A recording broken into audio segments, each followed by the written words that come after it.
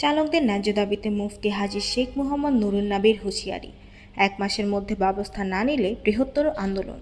মোহাম্মদ শহীদুল ইসলাম খান, সিরাজগঞ্জের বেতগুচি উপজেলায় van, autorickshaw, CNG ও micro চালকদের ন্যায্য দাবির অংশ হিসেবে ইসলামী শ্রমিক আন্দোলন বাংলাদেশ বেলকুচি থানা শাখার উদ্যোগে এক বিশাল মানববন্ধন কর্মসূচি অনুষ্ঠিত হয়েছে।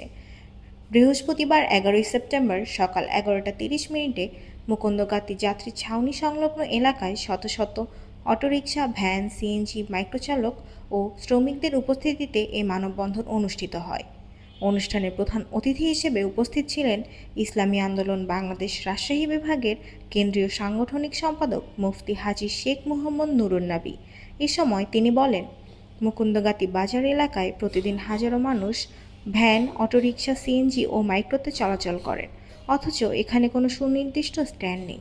ফলে চালকরা চরম ভোগান্তির শিকার হচ্ছেন, যাত্রীরাও সমস্যায় পড়ছেন। প্রশাসন যদি শ্রমিকদের ন্যায্য দাবি মেনে না নেয়, তবে এর দায়-দায়িত্ব তাদেরকেই নিতে হবে। তিনি আরও হুঁশিয়ারি দিয়ে বলেন, আমি প্রশাসনকে আগামী ১ মাস সময় দিলাম।